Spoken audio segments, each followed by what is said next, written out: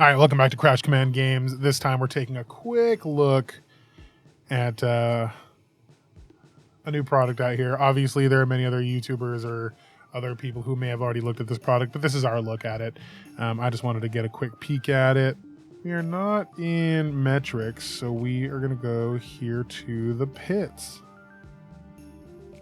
No. There you go. There you go. All right, so here we are looking at Armory Deck Azalea. We're going to pull that up right here. This is actually pretty great packaging. I don't know what's going on with one inconsistency I've noticed so far. I do have the KO deck and the Bolton deck, and I kind of want to go over those as well. I may buy new products to do something kind of like this for these.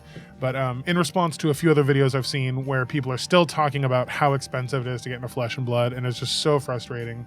As I've pointed out in previous videos, or at least reported anecdotally on my end, I had an opponent with a fully built Bolton deck. I bought Armory Deck Bolton, and I won a few games. Not all of them, but I won against a fully built Bolton. I have troubles against my practice partner's Bravo, to be expected with a Fatigue Bravo into Bolton. You know, it's not perfect, but you really can. You really can. Ooh, hold on. I accidentally ripped off the price, but I was going to say you can get into this game for the pretty easy price of $39.90, right? That's my local store not upcharging on these because they never do. That's why we support our local stores, because they know what the score is. They know that they can just sell these and we'll keep coming back and keep playing product. This is not a slight against my store because I saw all of their Azalea seem to be like this. But what I was going to point out is the one difference between this and the others were I have the KO and the Bolton deck, and they're saran wrapped, or at least plastic wrapped or something, and this one isn't. This also was like this. Again, this is not a fault of the store. It looks like the distributor might have had something going on. I don't suspect anything shady is going on, and I almost never do. You just have to realize shipping is shipping, okay? Things happen. So we're going to move some of these things to the side while we talk about this. What I want to talk about is how affordable it can be to get into this game. Let's $39.90. Let's see what we get. I'm going to see what the potential of this deck looks like. I'm going to give it a rating based on my competitive nature and a casual nature, as well as do I think this deck can actually win an Armory? And then we're going to talk about a few upgrades and things like that. So let's start. We have Azalea Ace in the Hole. A deadly markswoman. Azalea's sharpshooting will have you raining devastating debuffs on opponents at an armory event near you. True, that's what she does. So that tells you right off the bat, the goal is to not just race the opponent, but to layer on effects on the opponent. It is more of a control deck, right? You have the signature bow Death Dealer, which will keep you fed the entire time. You're drawing cards, you're putting cards in your arsenal. It's just a good feed. Stack the deck in your favor by setting up the top card to make sure Azalea's hero ability is always aces the opponent. Contains a complete 60 card classic constructed deck plus weapon and equipment for Azalea Ace in the Hole. Find additional support to customize your Azalea deck in the Outsiders boosters. I haven't read this before. That's pretty sick. It guides you where to go for really good support for this deck, and Azalea does get a lot of support from Outsiders. You know, obviously she gets some of her good cards from a few other sets as well, but Outsiders is a great spot to start. Okay, so how do I like this product so far? It's got a sick presentation, right? It's got that foiling in the background. Really pops the hero. Makes sure that you can see everything. Tells you what format it is. Tells you what it's for. Super good. Tells you who it is, obviously. And then this is just good advice, right? It doesn't point you to the dead sets, and I'm not saying there's like dead monetary sets or EV. Again, this is not a market channel. But I do want to note that it does point you to a good set with good cards and good support for this hero. That's good for the ecosystem. That's good marketing on LSS's part. It's just good. It points you in the right direction, all in one box, okay? If your local store is upcharging this to like $60, fuck them. We are 6 minutes into the video, so I'm not going to hold back on that. This isn't my collector copy, so I'm just going to kind of tear into this. But traditionally, you do tear in from the top here. Okay, contents are pretty minimal, from what I remember, right? And this is This is pretty standard. It's going to have this little protective shell. You just pull out, and then there you go. You have your deck right there. We're going to put these off to the side. Okay. So on the upside, the exterior may not have been wrapped, but the interior is wrapped. All the cards look really decent. What the hell? I don't know what that equipment is. We're going to find out together. I haven't looked at any of the previews, but one second, I'm going to wash my hands because I just realized that we just went to the movies. Saw Twisters. It was good. Just about as good as Deadpool, in my opinion. Different style of movie, obviously. Always have to have some kind of like hand sanitizer or hand wash up here because when you're handling a lot of cards, you don't want your hands to get all gross and all over the cards, etc., etc. Either way, so we are looking at Azalea Ace in the hole. Let's find the easy open to this. Is it easy to open for? Oh yeah, it's got this little pocket here. Super easy to rip, probably. Well, easy enough anyway. And okay. Doesn't come apart in a million pieces. I like that. So first off, we have Azalea Ace in the hole. For anybody who's interested in this hero, again, it's more of a control deck. Was previously S tier in many people's opinions, but over this pro season, we've kind of seen that she's not top of the tops, but she's still pretty high up in the ranks. I would put her personally in my lists, or my opinion, I would probably be putting her low A tier, high B tier. Okay. Her ability is once per turn action for 0 resources. Put a card from your arsenal on the bottom of your deck. If you do, put the top card of your deck face down into your arsenal. No, face up into your arsenal. Sorry, I'm not really... I could read the card, but it's positioned kind of far for me because the camera looking down at it is kind of far. Put it face up into your arsenal. If it's an arrow, it gains dominate. Go again. Okay, so let's see here. I'm going to put that right there. Next up, we have a little QR code. I'm going to find out what that does for you real quick. That brings you to the Armory Deck Azalea page. A contract killer from the depths of the pits. Azalea lines up the shot and doesn't miss. Goes over a few of the cards. It looks like it's actually going to do that second part for us. So we can look at some upgrades here. Unless this is in the deck, we might go over that later. For now, let's continue with the deck. So that does bring you to a little snippet page that I've not seen on the website before. So, I mean, maybe you can navigate to that page from the site, but I don't know. It comes with some relevant tokens, Inertia, Blood Rot. I'm sure Frailty is on the other side. Okay. These are going to be used throughout your gameplay. I'm just going to put these behind here because they're not as relevant. Then you have that signature weapon, the Death Dealer.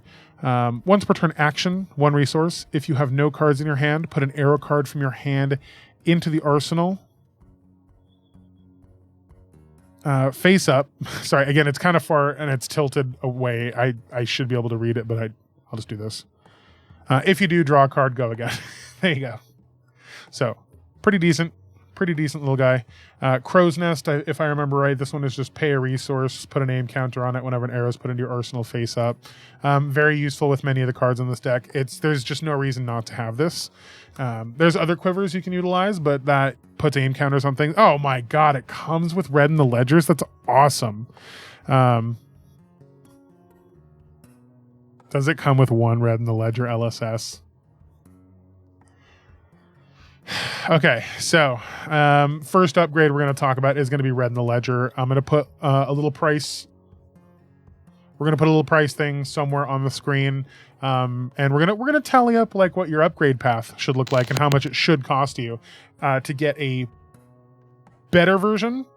And then I'm going to put like a balls to the wall version of the deck, so you have an upgrade path, right? Something I really want to talk about is how the more you love something, the more you invest into it. This is a good starting product. I'm not going to bullshit you. I've played many card games, and every time I get a hold of a starter deck, it's like, what the hell am I supposed to do with this? This is not remotely capable. But every Armory deck I've purchased so far has been more than capable of at least going like 2-2, 3-2 in a tournament, whatever it may be. And they've been rock solid. So I'm very happy with these products so far.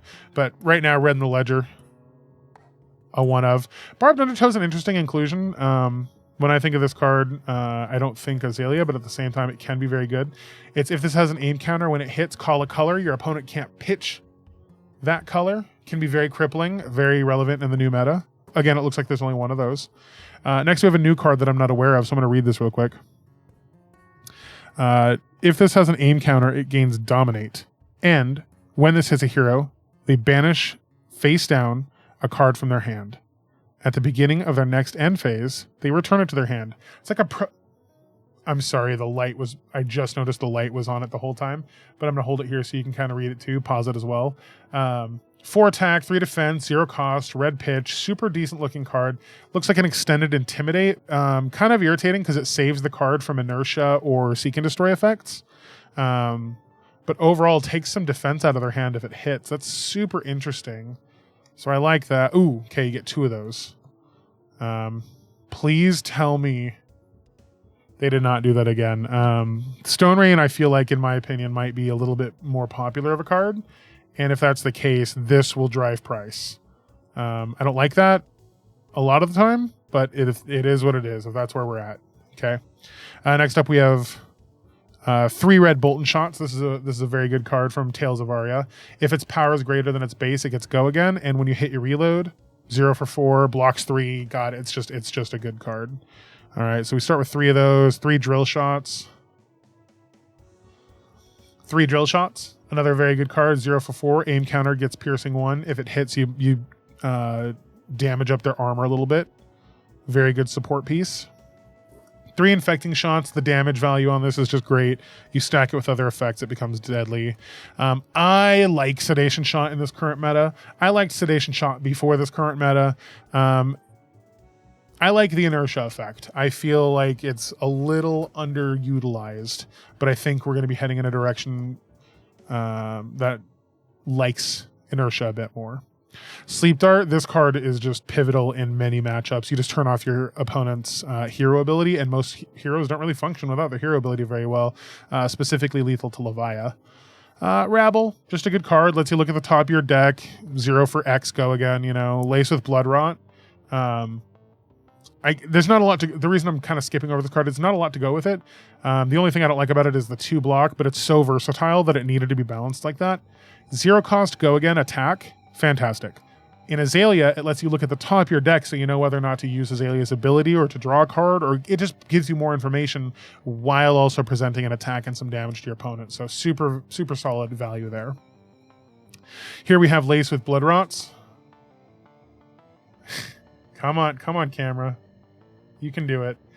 Here we have Lace with Blood Rots. This is going to be a core function of an Azalea deck. You're looking to pump your arrows, and how you do that is things like Lace with Blood Rot. This says your next arrow attack this turn gets +3, and when this hits, you create a Blood Rot Pox. A Blood Rot Pox, as we've gone over in some previous episodes, is at the beginning of your end phase, destroy this, or it deals, and then it deals 2 damage to you unless you pay 3. So it's like a taxing effect. It's a delayed damage trigger. It's good value. Here we have Lace with Frailty, another useful card. +3, just like the other Lace. So the Laces are +3. This one just adds Frailty. Let's understand what that does for some of the newer players. So Frailty here is attack action cards you played this turn from your arsenal, and your weapon attacks get -1. So kind of hurts their attack strategy a bit if they're more weapon oriented. Some niche scenarios this won't be super great, but Lace with Inertia. Here's that card with Inertia on it that I like so much. +3 and on hit create an Inertia token. Inertia is at the beginning of your end phase, destroy this, and then put all cards from your hand and arsenal on the bottom of your deck. So it stops them from planning, or at least if you see them starting to plan, you can threaten Inertia. You just have to use it a bit more strategic. LSS, this is a bad card to include in a new player product. We haven't gone over what it does yet. I'm just going to tell you right now, this is a bad card to include in a new player product. This will trap players and create an incredible feels bad moment for many new players. This is Point the Tip. It is a 0 red for 2 block ranger action that has go again. And it says target face up arrow in your arsenal gets +3 until the end of turn. Put an aim counter on it. Let's read that again. Target, that's your first problem. All of the Laces say your next arrow attack. Point says target arrow. It needs a valid target. Okay? in your arsenal gets +3. So if you cannot target, you cannot have a valid target, you cannot play this card. If this gets stuck in your arsenal by a bad Azalea or some other unfortunate circumstances, you are stuck with Point the Tip in your arsenal. You are neutered. Okay?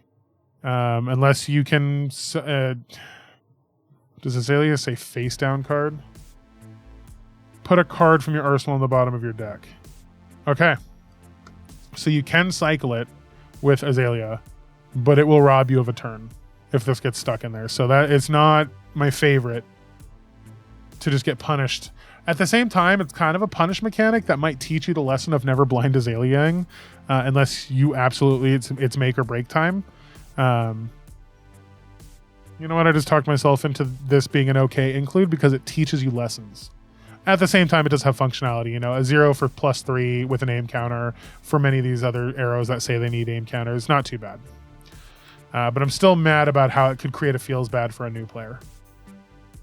Read the glide path. A little bit different. Your next arrow attack gets +3. Opt 1, go again. It's a fantastic card. I love this card, actually. I like it a little bit more in Riptide, but Scout the Periphery is a fantastic card. Look at the top card of your deck. Okay.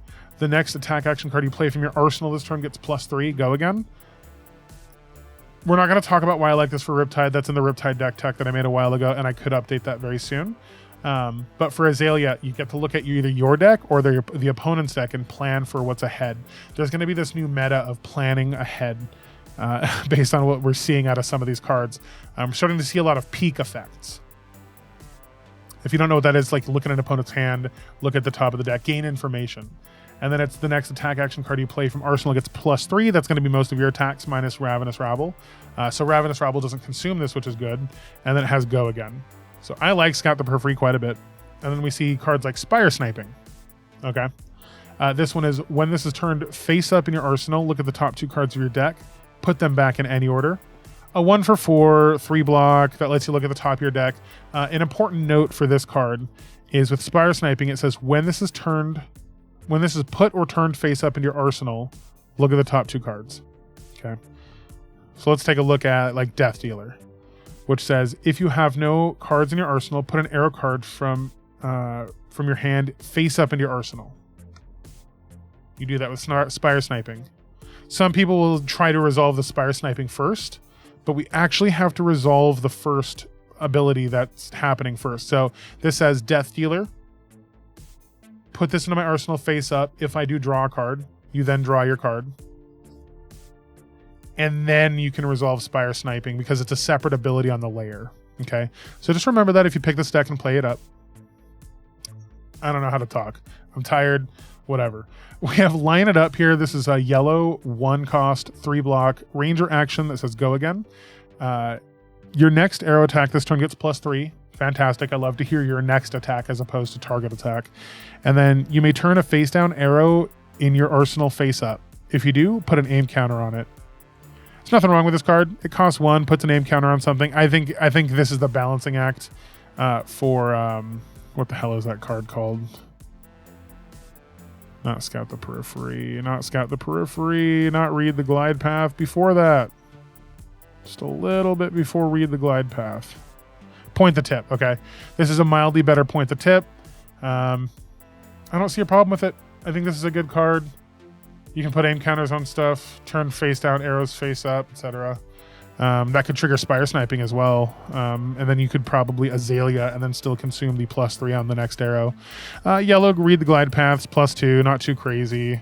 Memorial Ground for getting your giant arrows back, such as your Red in the Ledgers, Stone Rains, all that stuff. Next you have Infecting Shots. These are just the blue versions of arrows we've already been over. Glad to see we have 3 Knock the Death Whistles. Okay, this is a tutor effect. I'm going to start calling them mentor effects, okay? Because magic is dead to me as far as I'm concerned, so I'm going to stop using those phrases whenever possible. This is mentoring effect. Because the mentors do this in Blitz. If you complete an effect, you mentor a card into your hand. So this is an Azalea specialization. It has, first off, blue, 0 cost, 3 block. Search your deck for an arrow, reveal it, shuffle, put it on top of your deck. So it's setting you up for Azalea's ability, right? It's setting you up for that dominated arrow. There's 3 of these, so you can fetch out some very important arrows a couple times. It also has reload, which means you can put... What does reload specifically say? If you have no cards in your arsenal, you may put a card from your hand face down into your arsenal, so it lets you start the Azalea as well. And then it has go again. This is just a fantastic card. I'm so happy they included 3 of them for you to make it a lot easier. That is the Azalea deck. That is super decent. We're going to go over upgrades that I think could help that deck. But we are going to finish with the equipment, okay? Oh, okay. So we got to... Oh, okay, cool. I don't like using foils, and it's kind of... I'm sure you could trade the foil for the non-foils if you so choose to. So I might do that with my personal copy. Which is this copy, because the other one's locked up and in the vault now. But, you know, you get a foil line it up, a foil stone rain, and then you get your equipment. So let's take a look at this here. What do we got here? Oh, I like the art on some of this. So let's start with flight path, okay? Attack reaction, destroy this. Target arrow action with aim counter gets go again. Okay, so it's got a restriction of needing the aim counter. But it does have Battle Worn 1. Kind of big, because a lot of the time Rangers like to use their boots just to block with anyway, and this adds a little bit extra functionality. And because you have the Crow's Nest, you can get good, easy aim counters. You have other cards in the deck that add aim counters. I like this card. Next, we have Sharpshooters. Destroy this. Put an arrow from your hand face up into your arsenal with an aim counter. Go again. Battle Worn. Rangers with Battle Worn. What is this game that we're playing now? I like this. This is also pretty solid. A lot of the time we used bullseye bracers and things like that for the same kind of effect. Those, though, give +1. This gives aim counters, which could functionally be the same thing in certain circumstances. So good solid value there. Hidden Agenda is instant. Turn a face-down arrow in your arsenal face-up. Gain a resource at the beginning of your end phase. Destroy this. Holy shit. And it's got Arcane Barrier 1. That is quite the value. It is like a Metacarpus Node's effect, as some of the veterans will know, because it destroys at the ending of the turn. Boo, I don't know about this. We may have enabled something dark here. Turn a face down arrow in your arsenal face up. Gain a resource. We may have... Okay, so hold on. We may talk about this in a bit, but I have something in my head.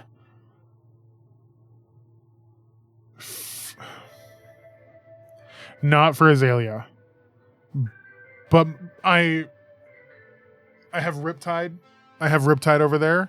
This comes to mind for Riptide applications with maybe Art of War, Rain Razors. Art of War, Rain Razors, and Endless Arrows could enable a kind of Kano-like turn where you combo off and deal a little too much damage. But that might only be usable through... I'm getting ahead of myself. Let's go ahead and continue. This is really good. Hidden Agenda has a lot of potential. Target Totalizer. Okay. I kind of wish it were called Target Totalitizer or something like that, but Target Totalizer is fine. It is Ranger Equipment, no block, no Arcane Barrier. Action, destroy this whenever an arrow with an aim counter hits, draw a card.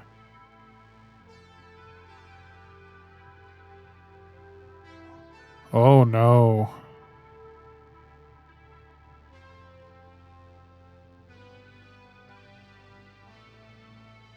This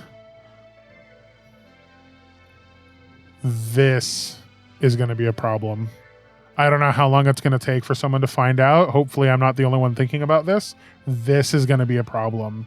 One resource, flip upside down, draw card, endless arrows. This is not going to be fun in a minute. For some place, I'm sure it'll be hard to do, but be on the lookout. If you see a ranger with this stuff, you just know stuff is about to happen. Sorry, I keep getting ahead of myself. That's just kind of what my brain does when I see very, very powerful things. Having been a what used to be called a type 1 player and an extended player in other games, and then combo players in other games past that. Spanning all my card game brain, these are red flags. My brain is sounding alarms at seeing this. Okay, moving along. All right, so we're looking at the deckhead.bd here, aka whatever deck list I could find that was represented of the deck. So this is the full deck. It looks like we have the one red in the ledger, the one all this. So this is the Armory Deck Azalea that we could look at as a glance. So real quick, no way. It looks like if you just wanted to buy this deck, no way. It's not counting the equipment though, right? So it looks like everything minus the equipment would be 20 bucks on TCG Player. That's fantastic to see. But of course, the interesting part, as I noted earlier, was the hidden agenda target totalizer, as well as the crow. Well, the crow's nest is available as a token. That's not the point. But the equipment is the more interesting part to me, as well as, you know, obviously, I kind of wonder how much the stone rains are. Let's take a look. Obviously, that was a dumb thing to search.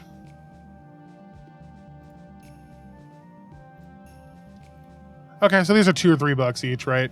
Kind of tanked pretty fast after the release. People either aren't excited about this card. Nope, jokes. Well, that's just a foil, though. Interesting. I guess that one's kind of out right now. So, not out, but jury's out on whether or not we like that card a whole lot. Let's go ahead and lower this down, up this right here.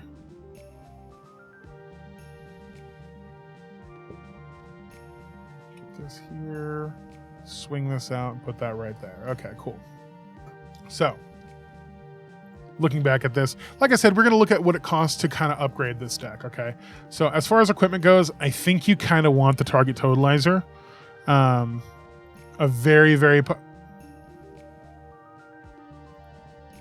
think you want the target totalizer, a very popular choice for Azalea is the Skullbone Cross Wrap. Kind of going up in price right now. It looks like some people are speculating or trying out Azalea for the first time. Because if I do remember right, this card was just a little bit cheaper a little bit ago. Let's see here. No, it looks like we're at kind of a low since when I bought it, which was way back here. Well, I bought it a while ago when Azalea was not so hot. But you know, that's what you do, right? So let's just do this. Let's find a reputable person. I'm not gonna go crazy here, but we're just gonna say what it costs to do like a very baseline upgrade for this deck. Okay, so you buy the deck for $40, you try it out for a week or two, you get paid again. Let's see what we can improve. So first off, you want 3 red in the ledgers.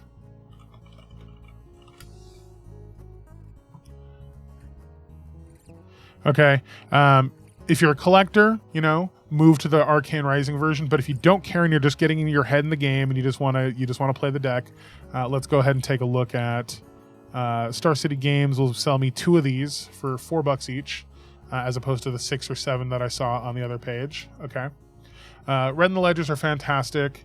All this other stuff is okay. I don't like Point the Tip.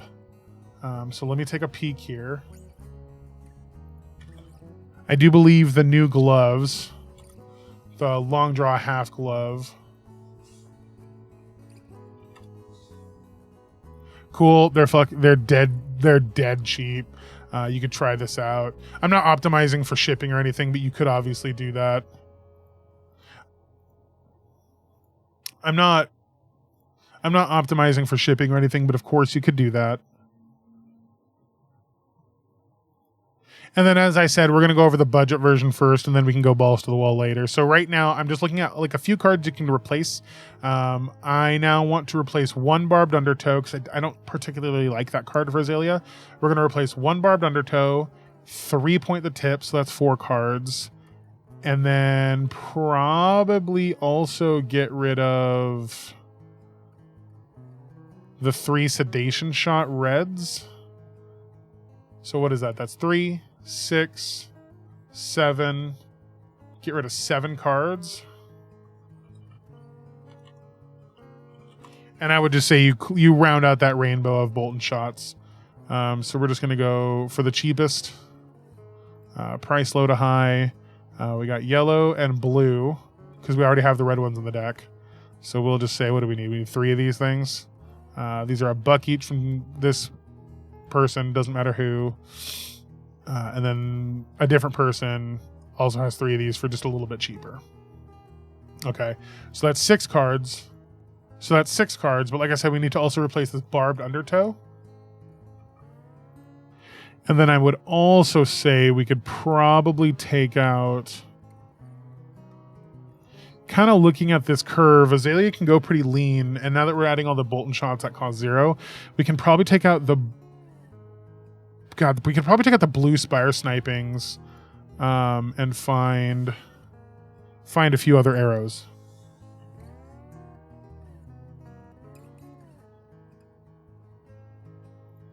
So if we take out the blue Spire, snipings, we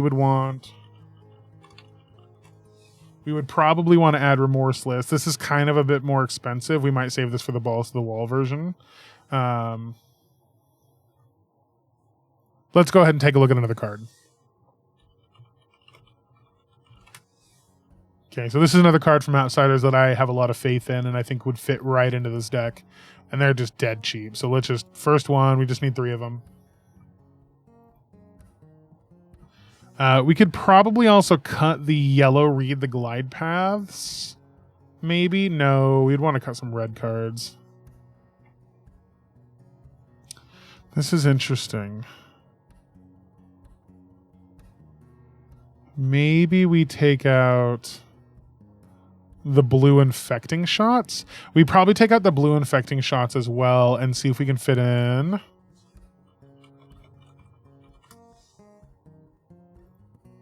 These are a little more expensive, but they're totally doable. So we'll just say add 3 of these guys at the current price. And that would be my changes right now. So it would be remove the barbed undertow, remove the blue Infecting shots, remove point the tips, remove sedation shots, remove blue Spire sniping. So 3, 6, 7, 8, 9, 10, 11, 12, 13 cards.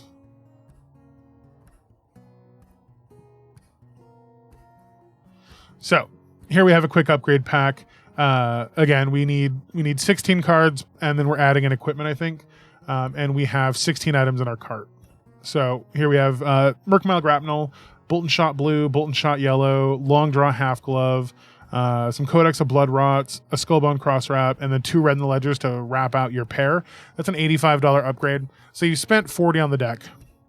You spend $80, you get all these other staples and other good cards that build your deck, and you start to advance your play with some of the Bolton Shot lines, the Grapnel lines against Enigma, and a few of the other Ward heroes. Codex of Blood Rot opens up another couple opportunities with defense manipulation, as well as giving them a stacked tax. And then Red in the Ledger is just good across the board, and it's nice and cheap right now. So that also gives you access to the Long Draw Half Glove, which for you who don't know what it does, it's destroy this, put 2 cards from your hand and or arsenal on the bottom of your deck. Your next arrow gets +4 power. And it's Battle Worn 1. So it's just a very good card, good finisher, has Battle Worn, so you can block with it, super decent. And then the Skullbone Cross Wrap. Now you don't need this because I really like this card right here. Okay. This card right here, the Target Totalizer, I really like this card. Okay. So you don't need the Skullbone Cross Wrap. In fact,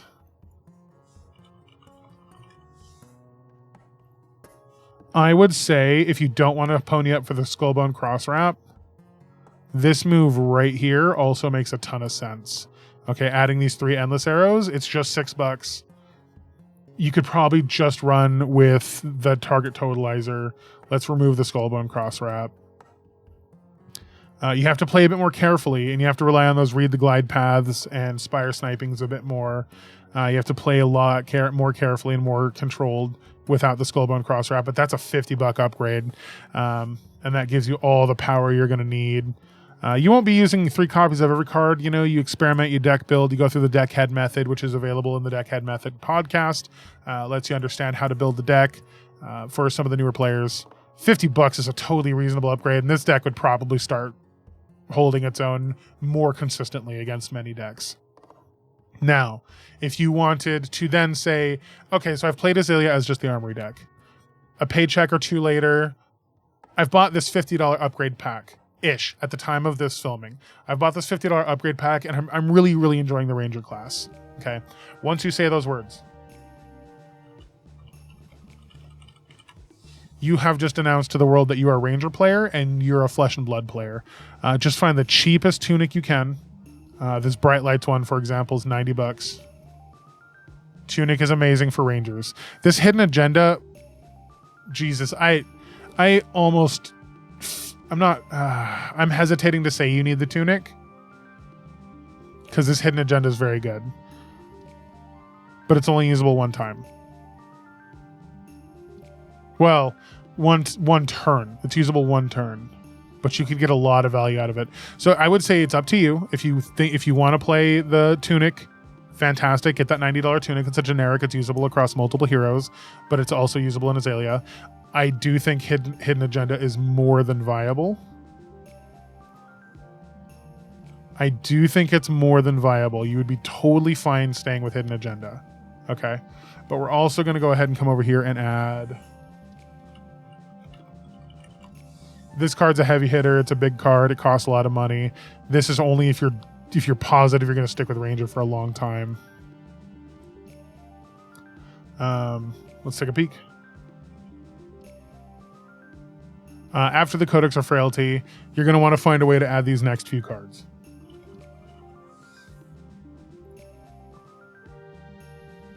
Three Rain Razors. These are damaged, so we're not going to even consider that because I'm trying to give an accurate, realistic price. 3 Rain Razors. And then the last card is that one we talked about, Remorseless. Very good card. Just go with the cheaper ones if you can. They're still near mint, still good cards. Okay. So now that last price was $50. You've sunk $50 into that. You have a $50 base deck, but you take some of those cards out and add them to your collection, to your Ranger binder, whatever. And then here is a price list that is seriously not that expensive.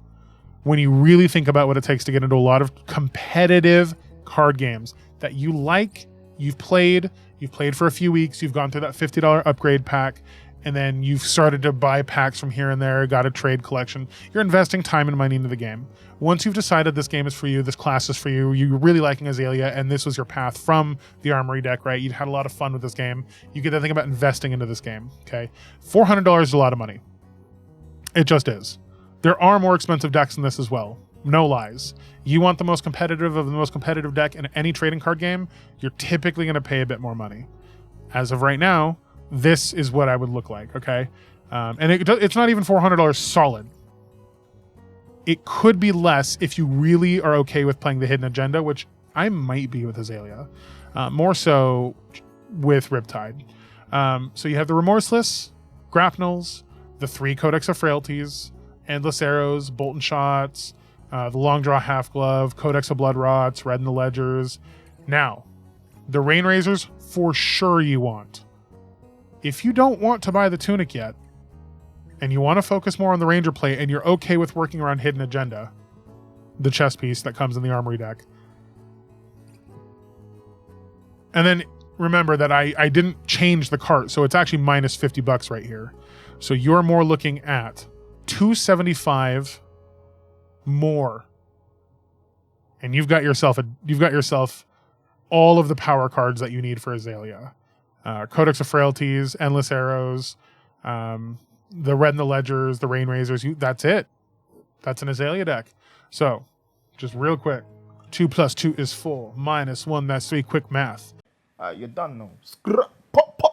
Now we're gonna look at this. So $40 for the deck, $50 upgrade path, plus $275 to round out the rest of these cards. You spent $365 and you have a B plus deck. I put her at high B tier. That's it. It's end of story. You could pick up a Dreadbore. You know, if you want to mess around with other arrows, the other arrows are cheap. They're like $2 each. You know, You want the Skullbone cross wrap one paycheck? It's $30. You know, from here on out, you're just kind of pimping out your deck and experimenting with different cards. But for the competitive version of this deck, you know, what more could you ask for? $365 in. That's craziness. Obviously, shipping and stuff will drive this up. We'll just be generous and say it was $40 total because you bought from a bunch of different vendors plus tax. Okay, so for $405 you have yourself an Azalea Ace in the whole deck, guys. If you're looking for any of these cards, and I have them on my eBay store, I'd please ask you to buy from my eBay store, TCG Player, wherever you see these cards listed. If I have them, go ahead and pick them up from me. If not, go to whatever vendor has them for a good price for you. Okay. Make sure to check out that Patreon, subscribe for more content like this. I want to go over more deck breakdowns and things like that and how to break into this game and what your realistic price loadout is going to look like should you choose to play a better version of the deck. Okay. Let's just for posterity's sake, go to the most competitive deck. Decks, Classic Constructed, Azalea Ace in the hole. Let's look at this. Okay. Tournament decks. Oh, you're going to make me refill that out? Come on. Okay, we're going to look at Battle Hardened Bali, which just happened. Calling Minneapolis, U.S. Nationals 5th. Okay. $520. Okay, they include the tunic. They include the Skullbone cross wrap. Let's see, is there anything crazy? Oh, premeditates. How much are those?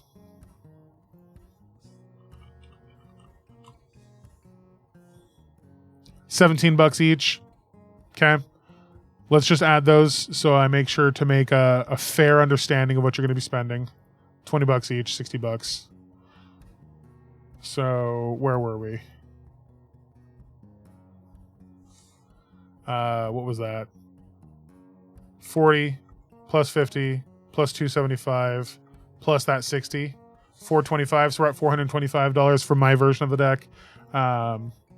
Including the premeditates if you really want to. Seek and Destroys, you know, they're really good. You can get them if you want. I can't imagine they're more than a few bucks. Yep, $2 each. They're not even really a consideration. It's just like on one of your off checks. If you have an extra $10, go ahead and get them. Nothing too crazy here other than that, though. A couple traps that are some rares from Outsiders. They'd be like 10 cents. I'm sure someone at your store has those. Release the Tension, same thing from Everfest. They're probably like 20 cents. Yeah, this is pretty similar, except they include the tunic, which I don't think is required, but is very good. This one, okay. This one has $670. It includes Balance of Justice, a very expensive generic headpiece, the tunic, the Skullbone, but all the other battering bolts, if you want to experiment with those. $5 each. That's another that's 3 or 4 months in. Every other check, you're buying some cards. You're enhancing your one Ranger deck if you're really into the Ranger journey. Where were we? Battering bolts. These are some commons that aren't particularly expensive. That's it, man. It's all the same stuff over and over again. So I'm not too far off base of what you need for Azalea, it looks like. Some of these people take out the blue bolt and shots, which I think is fine. They're playing take aims, amplify. Though I know for a fact the amplifying arrows are like $1. They might be more right now, but you know, they also include the Balance of Justice. These guys are $660. So we've seen 3 builds of the deck between $520, $620, $660. The version of the deck that I suggest building from the Armory deck using the Armory deck equipment, which by the way is totally fine. I might even be running that if I choose to play her for the next while. $425 for a fairly fun deck. You can go out, not get your ass kicked left and right once you learn how to play the deck correctly. Show up at your Armory as a competitor. Probably even show up at maybe like Pro Quests and other side events. I don't think you'll be winning those events because her matchup into some of the higher end decks anyway, even if you full build, isn't 100%. It's not 60%. It's like 48 to 52 swingy coin flip matches. But you definitely could make a good showing for $40, for $100. And then when you finally decide this is the deck for you, another $300, right? $300 is a lot. Like I said, you just pick that up over every check. You buy a new set of the expensive cards, and then you don't even need the tunic. Okay. This game is not like One Piece, Yu-Gi-Oh, or any of that other stuff, this game is not, I'm immediately the best player as soon as I buy a meta deck, okay? I'm not saying that's the case with the other games. I don't have experience with One Piece, but I literally just watch a video where a YouTuber who does not play card games a lot, has just started getting into card games, went to his first One Piece tournament and would have 3-2'd if he didn't have to leave because he bought a meta deck. Okay? That's awesome. But Flesh and Blood is a game of skill, reps, and getting better and improving yourself as a player. That's going to take time. And while you're growing as a player, you can grow with your cards. It's a hobby. Enjoy it. Guys, like, subscribe, comment, check out that Patreon, get in my Discord. Help us bring this content to more people. I want to make sure more people join this game. It's a fantastic experience. This one is 0.